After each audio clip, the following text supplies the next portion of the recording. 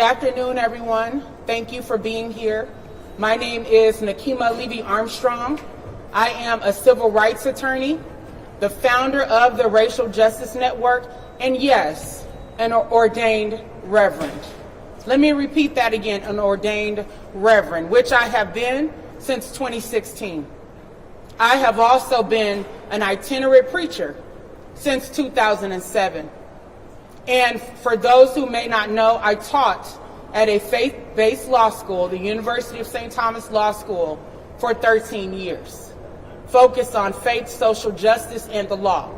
So my faith informs my activism.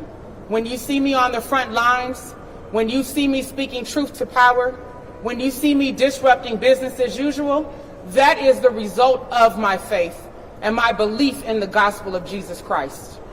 My faith also played a primary role in organizing and co-organizing the demonstration that happened at City's Church last Sunday, the day before the official Martin Luther King Jr. holiday.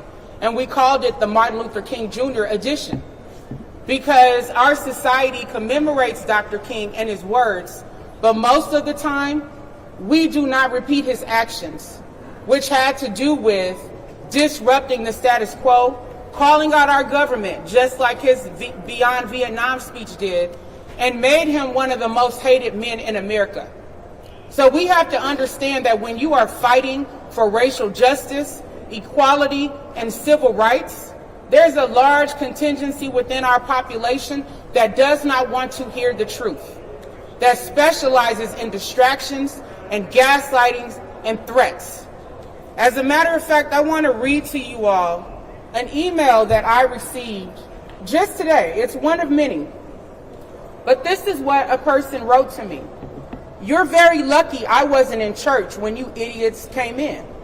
Good," speaking about Renee Good, "deserves what she got, and you would have gotten the same, dumb bitch."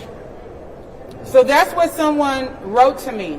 And again, it's one of many emails that I have received from these MAGA supporters, from people who have a problem with the fact that we came into the church to confront an injustice, and do not have a problem with the fact that you have an ICE director, not just an ICE agent, as some people have said, but the director of the ICE field office in the state of Minnesota, also serving as a pastor at City's Church in St. Paul. Someone help me understand how it's possible to hold both roles with integrity, with honor, because the gospel that I believe in, the foundation, says that we are to love our neighbor as we love ourselves. Now contrast that gospel message to what we have been seeing by ICE and the terrorism that they have engaged in on the streets of St. Paul, Minneapolis, and surrounding suburbs, and including outstate Minnesota, where they have literally kicked in people's doors. They have dragged people out of their homes. As a matter of fact, on Sunday, while we were in City's Church, one of the most egregious things that they did was brought out a Hmong elder wearing a robe and some pajama shorts, it looked like, and they wouldn't even let the man put on full clothing, knowing that we're dealing with freezing cold temperatures here in Minnesota. And they did the same to a Liberian immigrant by the name of Garrison in North Minneapolis, where they kicked in the man's door and came in with big guns and took him out. And then NPR reported that when he got to the detention facility, they took trophy photos with him, like he was a slave or an animal that they caught out in the wild. And he wasn't the only one that they did that to. So somebody tell me, how is it acceptable for David Easterwood to be a pastor when he is condoning this kind of conduct? And not just condoning it through his silence when it comes to addressing it publicly with our community, but the fact that he was referenced in the lawsuit that was filed by the ACLU in December on behalf of 6 residents, calling out the retaliatory and abusive tactics by ICE. And you know what David said in that lawsuit? There is no evidence that this is going on. It's the protesters and their aggression that's at fault. Well, think about what Rebecca Good said, the wife of Renee Good. They had guns, we had whistles. So you are talking about nonviolent, peaceful protesters with whistles, rocks, ice, and occasionally fireworks being compared to these thugs coming into our community with high-powered assault weapons, who have flashbang grenades, who have tear gas and green gas, being able to unleash these military-grade weapons upon our community. And instead of these issues being addressed, what do we get from the federal government? Threats of investigating those of us who were involved in a peaceful demonstration at City's Church. The same federal government that made up lies after the brutal murder of mother and wife Renee Good, falsely claiming that she was a domestic terrorist, falsely claiming that she tried to run over ICE agent Jonathan Ross. How dare they? And then putting out a statement that they're not going to investigate him on top of all of that. And what did the Vice President of the United States say, who is also a lawyer? That this man has total immunity, which is false under the law. So these people need to be called out, and they need to be held accountable for continuing to assault the very people who are standing up for freedom, justice, and equality. This does not just affect immigrants. It's bad enough that it affects immigrants, but it also affects American citizens. And it doesn't matter whether they are adults or whether they are children. Think about the day that Renee Good was killed. That same day, ICE officers, federal officers, went to Roosevelt High School and they assaulted young people, pepper sprayed them and physically assaulted them. And then they tackled one of their staff members in front of these kids. Think about the family of 8 that was driving in North Minneapolis on the day that the Venezuelan national was shot in the leg. On that day, as that family was driving, so a mother, a father, and 6 children, ICE agents unleashed military-grade munitions on that family's vehicle, causing a flashbang grenade to go under their car and tear gas to go into their car. 2 of their children had asthma and could not breathe. But even worse, a 6-month-old baby lost consciousness during that attack. A 6-month-old baby, an innocent family, because of the lawlessness and the recklessness by ICE. Now think about that. And then you think about the board of City's Church. Instead of them saying, you know what, we made a mistake. David Easterwood should not have been allowed to continue to remain as a pastor on our roster at this church in light of all of the abuse and harm being levied by ICE, if they were true to the gospel that I just referenced. But instead, what did they do? Issue a statement calling protesters lawless. That's the kind of gaslighting that we're dealing with here. It's unconscionable and it's unacceptable while human lives are at stake. So today, we are calling for the resignation of so-called Pastor David Easterwood from City's Church. We are asking City's Church to operate in truth and integrity and the true meaning of the gospel, and to recognize that David Easterwood's dual role as a pastor and as the director of the ICE office is a most definite conflict of interest, and it cannot stand. Thank you. So with that, I am calling up next Monique Cullors-Doty, who is the co-founder of Black Lives Matter Minnesota and one of the co-organizers of the demonstration that we held at City's Church on Sunday. Let's welcome Monique.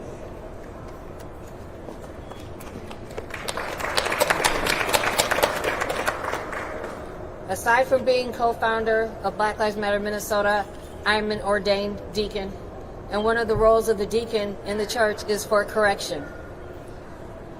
When I learned of David Easterwood's role in the church, in City Church, it was obvious that there was a need for correction.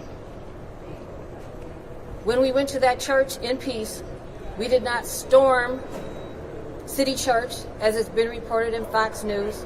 We did not descend from helicopters. We did not have military gear. We walked in peacefully. This was not January 6th. This was January 16th. Yes. This was not an insurrection. This was a correction. Because you cannot stand in four walls and call yourself a church if you are not truly preaching, teaching, living, and walking the true gospel. It is an abomination for someone to put the title of reverend, which means reverence for God, before his name and act as a field director for ICE. There is nothing about the ICE operations that we have seen here firsthand in Minnesota that aligns itself with the gospel of Jesus Christ. There is not a teaching in the Bible that supports what is happening with the immigrant community here, what is happening with peaceful protesters, what is happening for those who are standing up for the rights of others, for those who are putting their bodies on the line, for those who have taken wrongful arrests and wrongful detentions. There is nothing in the Bible that supports what ICE is doing. And it is absolutely hypocritical for David Easterwood to be in the role as a director, a field director for ICE in Minnesota, and stand in the pulpit and proclaim the gospel. It is sinful at best. And for the church to continue to support that is problematic as well. I don't know what Bible they are reading. I don't know what pages they decided to skip, but it's not hard to find what Jesus said. You can find a Bible where Jesus' words are highlighted in red if you don't care to read the entire book. But it does not condone what ICE is doing. And I denounce David Easterwood as a minister of the gospel. I denounce him as a legitimate vessel of God, and I denounce him as someone who is able to bring people to the cross in truth, in integrity, and in honesty. I don't know if he's assigned his field agents when they kick in someone's door to hand them a tract to tell them about Jesus. Is that what he's doing? I don't know. But what I can see right now is that there is a church of people that are being led astray. From the response when we were in the church, there was no surprise about David Easterwood's role. As a matter of fact, they tried to deny it. They tried to deny it. It's very clear on the website that he is a pastor at that church. And when I say they were not surprised, it leads me to believe that there needs to be a further investigation into the other pastors of the church and how many other members of the church are actually ICE agents. Because birds of a feather flock together. That people who are walking in the fruit of the Spirit, who are walking in discernment, would know and understand and recognize the spirit of evil that has to be operating within that body. There is no way that someone who is grounded in the Word is going to just sit by and just sit and enjoy a song that's played over the speaker, as we heard during the service, and not question, not pause to question, why were these protesters here peacefully, hands up, don't shoot, chanting justice for Renee Good, chanting justice for our immigrant community, chanting in the name of Jesus because it is what was righteous. And the pushback that we are getting is absolutely ridiculous. For people who are saying, oh, they shouldn't protest in the church, what do they think Jesus did when he turned over the tables in the church? Gentle words and gentle means are for gentle people. There is nothing gentle about ICE, and there is nothing gentle about an ICE field director. So we came and we did what was necessary.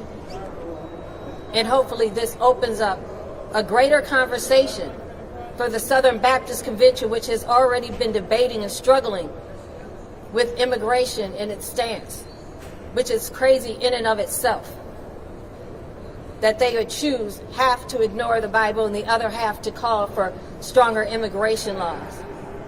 Well, let's be clear. Let's imagine, how hard was it to come through Ellis Island for their ancestors? Not hard. So I say this, standing in solidarity with my other organizers and the other protesters that showed up with us. We stood on the side of what was right. We stood up for our immigrant community, and that's what we all need to do. So when we see other people wrongfully under attack, no one should just sit by idly. Come out of the comfort of your home. Come out in the streets. Find your place and see what you can do to organize, because it's going to get worse before it gets better. Thank you. Thank you, Monique. So as you can see, 2 faith leaders were responsible for co-organizing the demonstration that took place on Sunday. And I have to say that I'm really disappointed overall in our faith community. We have seen maybe a handful of pastors in this community, including so-called progressive ones, speaking out against this, but more need to use their voices, especially because of the fact that the Trump administration rolled back protections for houses of worship. That is something that the media has completely missed. They sent out guidance saying that ICE agents can enter houses of worship with a warrant. ICE agents have also arrested people in the parking lots of churches, waiting around for people to come out, which has had an impact on our immigrant community because many of those churches have fewer people attending because they are afraid. So if the Trump administration cared about what happened inside of a church, then he would have strengthened protections for churches in the midst of these ICE raids instead of weakening those protections. Yep. But we need our faith leaders to speak out. We see you at Target, but we need to see you on the front lines of this fight as well, calling out accountability for the federal government for their lies and manipulations and their abuse. Next, we will hear from Trahern Cruz, who is the co-founder of Black Lives Matter Minnesota and was also one of the protesters at last Sunday's demonstration. Let's welcome Trahern. Jesus said, love thy neighbor, but the actions from ICE are very hateful right now. And for a pastor to be the director of a hateful organization in our community and having a church in a very diverse community, the city of St. Paul is one of the diverse communities in the country. And so for a pastor to be conducting ICE raids in a diverse community is very, very, very hypocritical to us. We came in, and the organizers came in saying, hands up, don't shoot. Hands up, don't shoot. But when Dylan Roof was in a church with black people, he prayed for them and then he shot them and killed them. During the 60s, we know about the Birmingham era where black churches continued to be bombed and bombed. We just came in for discussion, a discussion about humanity. So there's a very different ideal of how we were approaching churches and how white supremacists have been approaching churches historically. Lastly, our civil rights protections, racism is costing the United States trillions and trillions of dollars. And civil rights were put into place to address so that black people can be treated civilly. And so for Donald Trump, the President Trump, to reverse that is harmful not only to black people, but harmful to America and also harmful to the American economy. You see the job numbers are real low. You have historic job numbers, and a lot of that is coming from 300,000 black women have been fired since the Trump administration has came into office. And so instead of using the Department of Justice to investigate peaceful protesters, we think the Department of Justice should get back to investigating police brutality and police murders in our community. The Department of Justice should continue to investigate real housing discrimination against black people and other people of color, and education discrimination, historical injustices. That's what the Department of Justice should be engaged in, not investigating peaceful protesters. Donald Trump says that has experience with law enforcement in the United States, and he feels like it has been unjustly used against him. So we're demanding that he don't unjustly use it against us or anybody else in the United States. Black lives matter. Black lives matter. Thank you.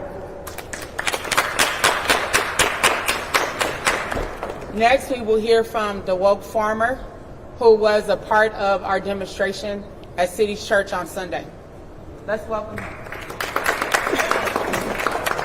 My name is William Kelly. I'm a combat infantry veteran. I'm a patriot. I'm a defender of human dignity. And now I'm being labeled as a domestic terrorist. We came into that church with peace, while they leave black churches in pieces. While the Somali community, Somali citizens are afraid to go to their mosques. Latinos are afraid to go to their churches. Whether they're citizens or not, they're afraid because this Gestapo, Trump's Gestapo, is terrorizing them. They're afraid to leave their homes. But we went in there and we preached the words of Jesus at them. Jesus said to love thy neighbor. Jesus said to welcome aliens from faraway places. But we're terrorists? They're calling me a professional agitator now? Well, yes, I am. I am an agitator because people need to be agitated. What they're doing to this nation is unconstitutional. It is inhumane. It is treason. It is disgusting. ICE is the complete opposite of Christianity. You cannot be an ICE agent and be a pastor. That is a white supremacist church. As long as that pastor is allowed to preach there, it is a hateful church. Those are not Christians. Those are evil people if they support that. So we will continue to fight. We will continue to stand up for our black, Latino, and all communities because we care. Because we care about humanity. Because we care about the Constitution. And I'm getting hundreds and hundreds of death threats since that protest on Sunday. And I just want to say I will not be intimidated. I will continue my mission for peace. I will continue my mission to stand for the Republic, to stand for the Constitution, to stand for humanity. All power to the people.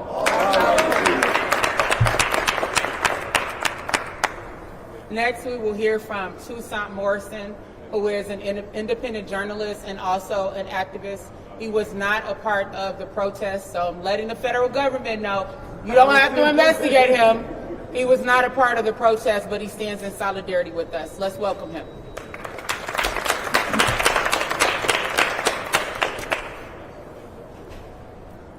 My name is Toussaint Morrison, and I was baptized in a New Orleans kitchen sink by an Irish Catholic woman named Carol Van Dusen. And I don't know any situation where she would say that harboring an ICE field officer who also works at a church is something that Jesus would stand by. There is a reason why they wear masks. It's because they know that what they're doing is not right. It's because they know that their actions are violence and that their actions are only partaken against a certain demographic of community. They know that they're engaging in racism, misogyny, xenophobia, and anti-immigration. They're engaging in the worst kind of behavior. And the reason why they cover their faces is because they know that they're doing wrong. And when David Easterwood was found out, you could see it in the face of Jonathan Parnell that he was caught. You know when somebody knows that they done fucked up. And that was Jonathan Parnell. Jonathan Parnell couldn't do anything but go back and forth with Don Lemon and then tell him to leave. Jonathan Parnell had the audacity to say that he was in the house of God. I have to tell you right now, the house of God is wherever your community is. It is not in a place that harbors an ICE field officer. The duplicity to be part of ICE and be a pastor at the same time is some type of strange preservation of white comfort that's built on blood. That's right. And we can no longer allow it. The duplicity that's occurring right now is Lisa DeMuth saying that the actions on Sunday were totally unacceptable. Meanwhile, her caucus directs Nick Shirley to go terrorize Somali neighborhoods. That's right. Directs Nick Shirley to go make fraudulent claims about fraud in black communities.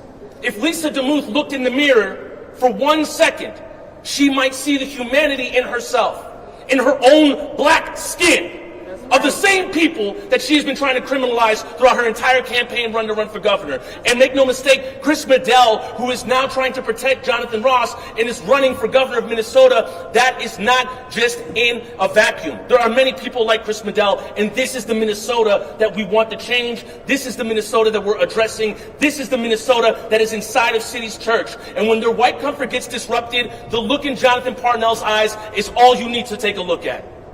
It's because they want to preserve their way and they don't want to address the black and brown blood that fills the streets. They don't want to address the duplicity. I wish that black security guard right there who told all these protesters to move would say the same thing to ICE. But they stand here and do the okey doke and he's going to tell people to move again, but he's never going to do it to ICE.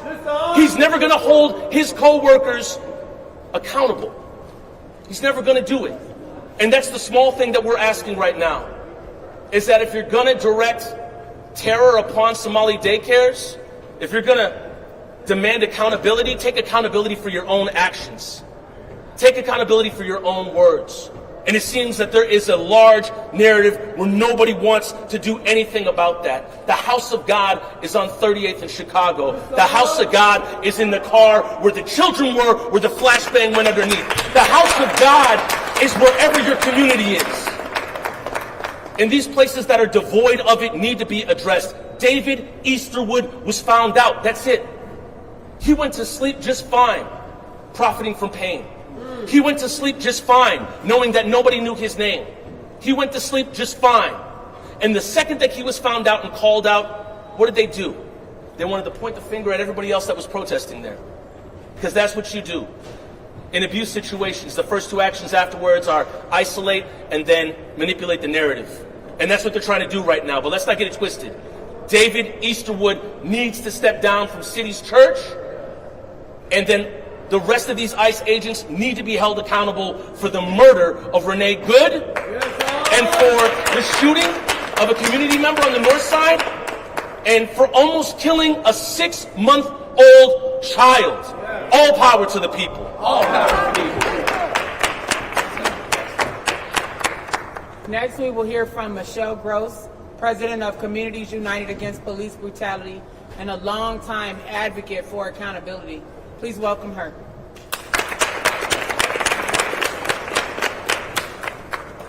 Good afternoon. My name is Michelle Gross, and I'm president of Communities United Against Police Brutality. And I stand in solidarity with the people that protested at the city's church last Sunday. What they did was noble. What they did was correct. What they did was holding truth to power, and that's very important.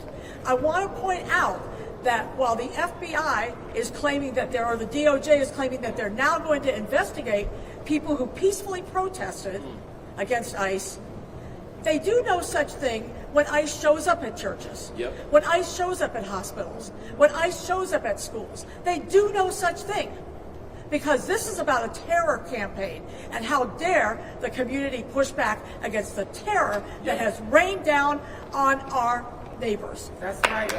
We are not here for it.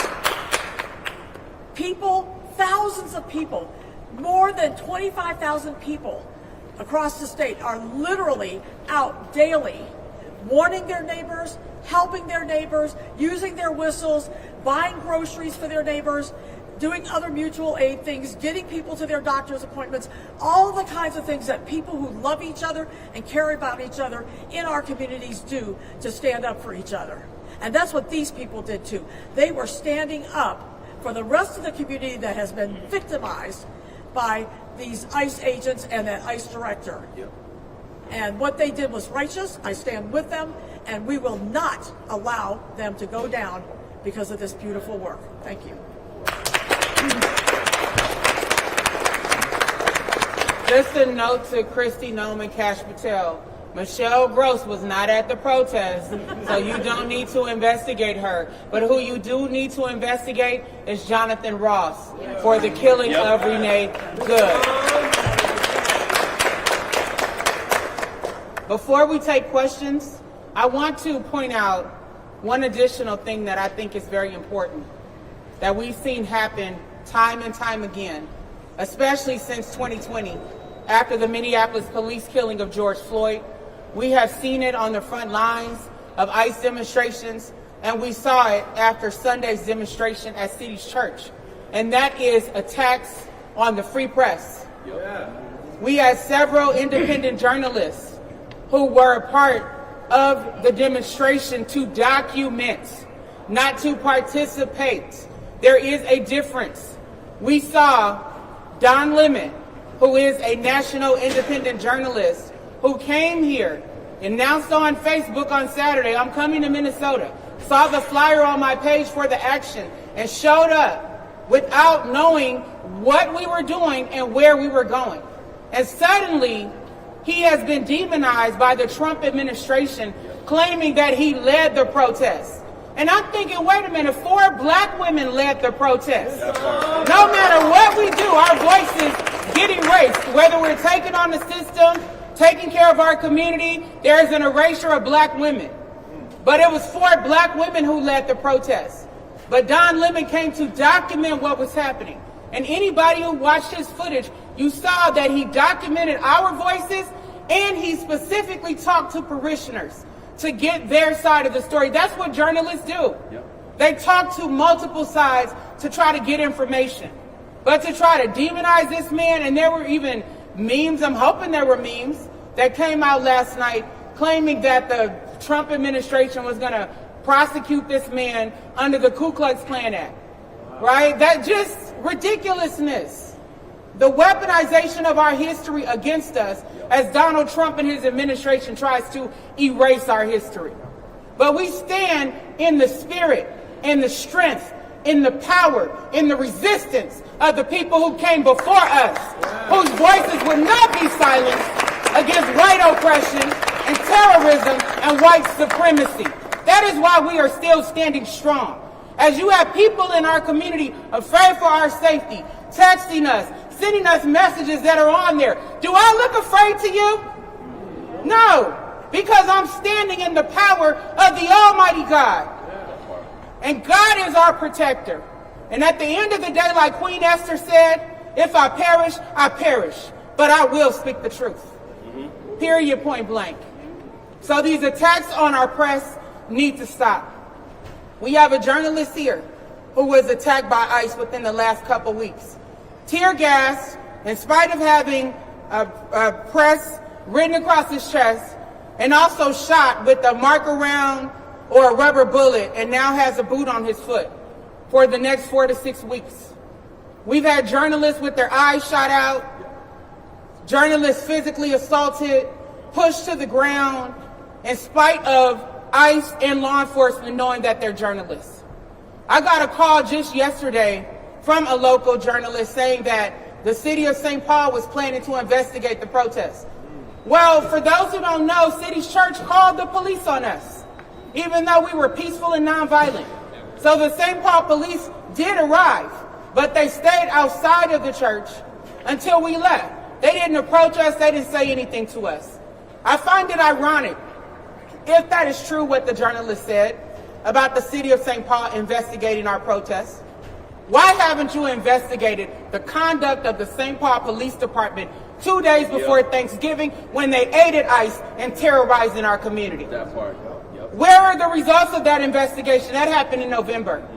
So you can investigate all you want, but you need to look first in your own house at your behavior and how you have participated in the abuse by ICE. So with that being said, we will take questions. Nakima, I'm wondering, what is your reaction to the DOJ saying they are investigating your actions and that group's actions as a civil rights investigation? They say they're investigating everyone. They have an investigation right now against Mayor Jacob Fry, against Governor Walz, Cuomo. I mean, James Comey, I'm sorry. The list goes on and on of people that the DOJ investigates under false pretenses. And yet, we're asking you, investigate Jonathan Ross for the killing of Renee Good. Why isn't that the headline? When you all know that we're being gaslit by the federal government, why do you keep running with headlines from a federal government that is corrupt, that lies to the people, that unleashes these beasts upon our community to attack vulnerable individuals? And when you're gaslighting, you normalize this authoritarian behavior. So that is my response. Yes. You brought up the Klan Act, and just in the last couple of weeks, the DHS posted a song that was written by the Ku Klux Klan on their government social media. Also, Donald Trump, just a day before the protest, said that affirmative action hurt white people. And so I think it feels to me, I'm curious your response to this, it feels to me very intentional and targeted that they bring up an act that was created because the Klan terrorized black churches. Absolutely. I would. Anyone else want to respond? Go ahead. I would just say that it's churches, but it's also pretty much all parts of civil rights that this current administration is challenging and reversing it. But in the long run, it hurts the administration who is doing it. Racism hurts America. I think Citigroup said it cost America like $16 trillion. And so Mr. Trump and his administration can practice racism, which will continue to hurt America and his economy that he presides over, or he can be inclusive and do the right thing and enforce civil rights laws when it comes to housing discrimination against black people, immigrants, LGBT communities, investigating schools, and investigating our police departments like they're supposed to. Our consent decrees have ended here in Minneapolis, which our community fought real hard for. The consent decree in Louisiana has ended. There's consent decrees with Breonna Taylor. That consent decree's over, but the crimes and the harms from law enforcement are continuing to impact our community. So it's Kash Patel, Kristi Noem, Pam Bondi. If they want to be on the right side of history, they'll do the right thing and investigate real crimes that are happening in the United States. Go ahead. I also wanted to answer, that's because the Trump administration runs on pure hypocrisy. So they're going to use lines from a song from the Klan and then utilize a law that was made because of the Klan. It's pure duplicity and hypocrisy. So after this man was shot in North Minneapolis, what happened was Julie Nelson of Care 11 said, wow, there's some really foul language out here. Now, how can you ask somebody, how can you start policing somebody's language after they've been shot? How does that work? How does that work? If somebody just took one of y'all's cameras and slammed it against the ground and then said, wow, you're getting really, really uppity right now, what would that say to you? It would mean that that person can do no wrong. They want to shoot somebody and then criminalize their widow for being there. And I think you can find it all when Trump was being interviewed. They said, Renee Good's father was a big supporter of you. And then he said, well, yes, she said some tough things. It means that he feels he can do no wrong. And you know that this is all falling apart because Axel Henry, we saw SPPD out there with ICE, and then he stood there and buckled under pressure when Georgia Ford made an interview with him. And he kept saying, well, you know, I think these people are making some wrongful accusations. Georgia Ford says about what? He says, oh, you know, I can't talk about that.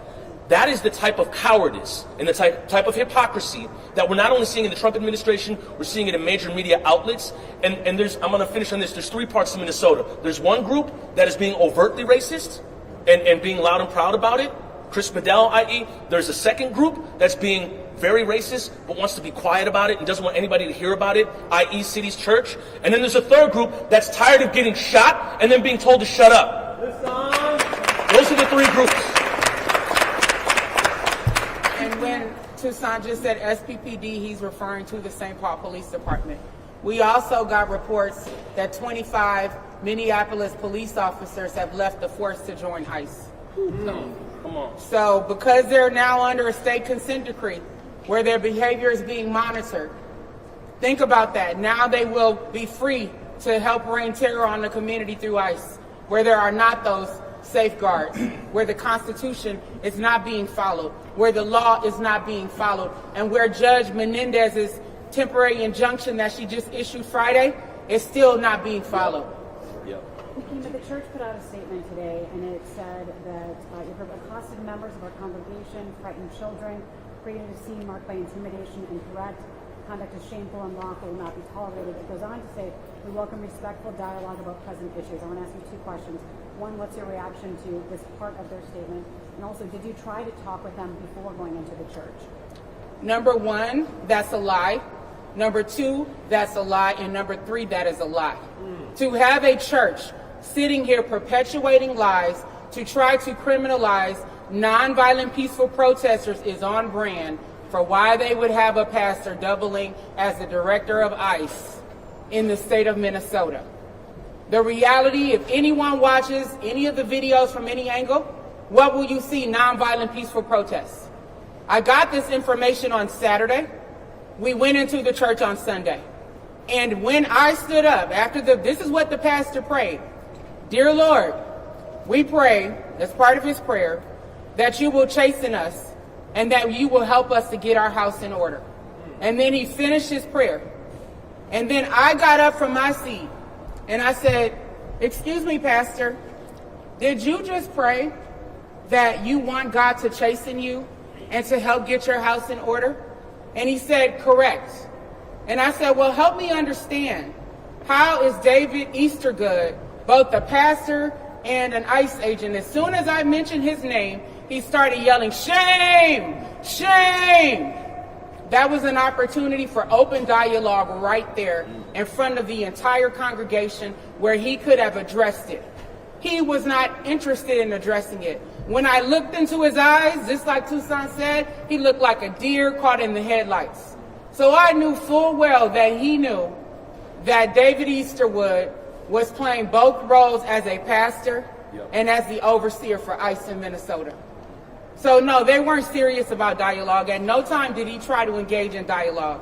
As a matter of fact, the parishioners were more interested in engaging in dialogue with peaceful protesters. If you look again at the videos, you'll see many conversations between parishioners and protesters that were happening in real time as the demonstration was going on. Because some of the protesters did not know that David Easterwood was a part of ICE. As a matter of fact, some of them said they were afraid of ICE, right? And then if they want to talk, I'm a mom of 4 children, right? I don't want to see my children cry, right? I saw one little boy sitting in the pew who was crying.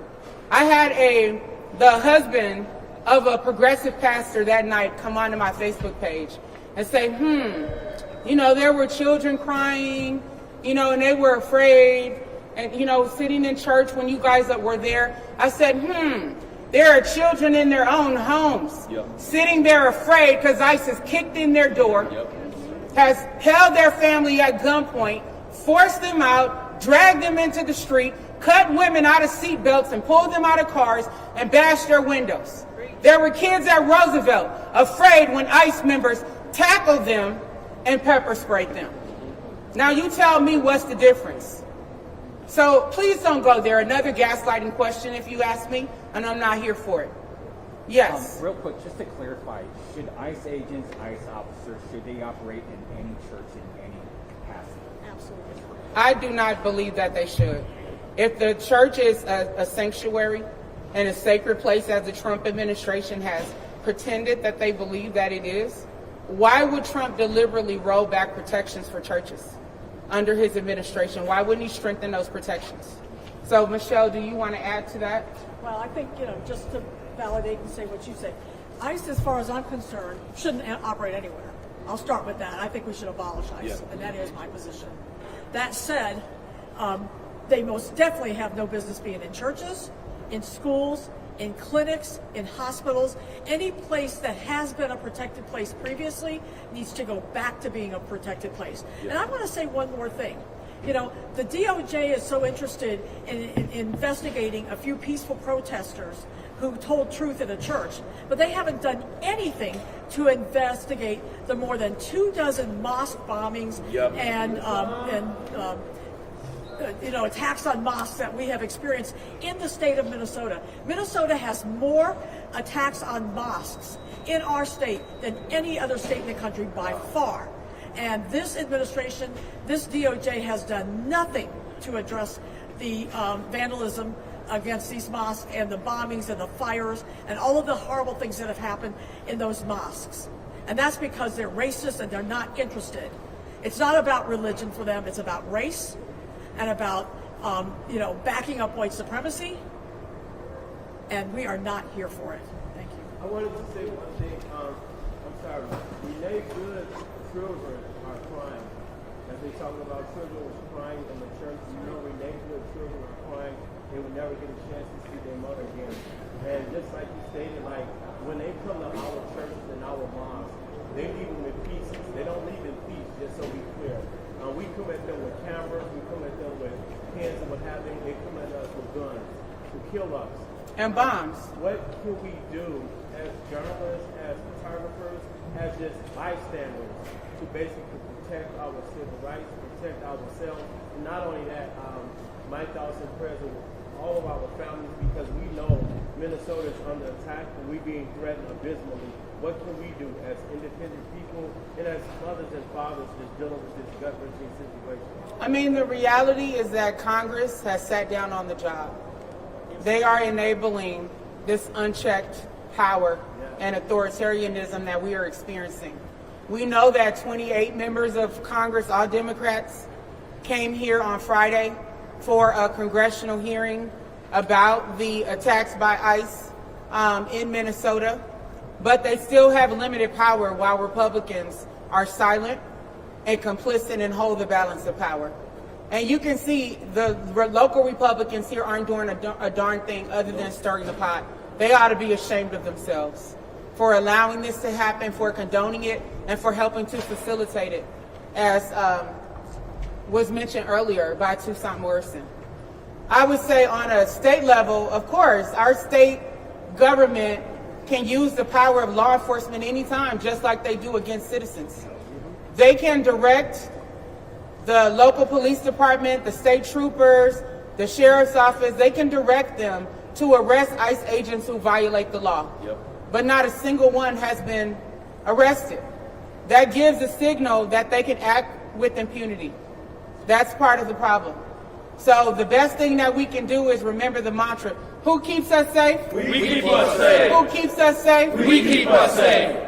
Yes. I got a question. Face for these charges. I did not block them from, their service. They welcomed us in. They never asked us to leave. The police never came in and removed us. So we didn't stop their service. In fact, people were still praying the entire time. The music was still playing the entire time. So, Pam Bondi, you want to come and arrest me? You want to come and give me charges? So be it. And for all the people giving me death threats, threatening my life, kill me. Go ahead, kill me. Because you know what? As Fred Hampton said, you can kill the revolutionary, but you can't kill the revolution.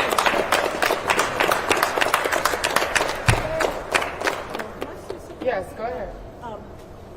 You asked a minute ago what regular, average, ordinary people can do. And I think people are doing what they can do. People are out in the community with their whistles. They are out in the community delivering food to our neighbors, delivering goods and supporting people, driving them to doctor's offices, doing all of the kinds of things that the community can do. What has happened is that the institutions have failed us. Law enforcement is nowhere to be found. They claim that they're outgunned. I could not believe hearing this nonsense, that they're claiming they were outgunned, because that is, if you recall, the exact excuse that Chief O'Hara used when they waited 5 days to arrest Josh Sawchuk, who had shot Davis Maturi. So I want to remind you that they go to that excuse very quickly. 28 members of Congress came and had a hearing on Friday. Several of us were in that hearing. What astounded me, and I was very glad for that hearing, but what astounded me is that a certain number of the people in that room had actually voted for more funding for ICE, including Angie Craig. I want to point out that ICE runs out of money at the end of this month. I want to know who's going to vote no on funding that. Yep. It is time for every one of these members of Congress to vote no. The Republicans, they'll all vote yes, but they need 6 Democrats to be able to put it across the finish line. And I am telling these Democrats, you damn well better not vote for more funding for ICE. It is time for them to lose their funding and get the hell out of our city. That's right. You know that we And have our state. and our state. You know that we have 5 times more ICE agents in this state than has ever been collected together in one place anywhere in this country. This is done as a war on the community, and we are done with it. We are going to continue to stand up with our neighbors. We're going to defend our neighbors. We're going to take care of each other. We're going to show each other the love that we all feel for each other. But it is time for these institutions to step up and do their part as well. And one of the most important is, again, Congress. They have got to not continue to fund ICE. That's right. Throw a spine, Congress. It's also important that we highlight the attacks by ICE on the indigenous community. Yep. That's right. Obviously, people who are not immigrants, people who were here before Trump's family came, before the white supremacists landed, before Christopher Columbus. So the indigenous community here is being pulled over by ICE if they have their native tags on their cars, on their plates. They're being pulled over. There have been people that have been picked up as they step outside the reservation, and they are being used as pawns because ICE wants the reservations to sign off to allow them to come onto their property, onto the reservations, in exchange for the people that they had picked up, who are members of the reservations. So we cannot forget about our indigenous community, and they have their spirit fire that had been going in South Minneapolis, and there was a white supremacist who had attacked the one person tending to the fire. So they are under attack as well. So I just say that in solidarity and acknowledgement that everyone here is a possibility for being attacked. Thank you. Are there any last questions? Quick question. What about when ICE agents detain the individual and get them in a bag and find out they are citizens and then offer them a bonus to find someone that's not a citizen? What do you guys think about that? Well, that was testimony that we heard on Friday during the congressional hearing from one of the U.S. citizens who was kidnapped by ICE and brought to the detention center for 9 hours.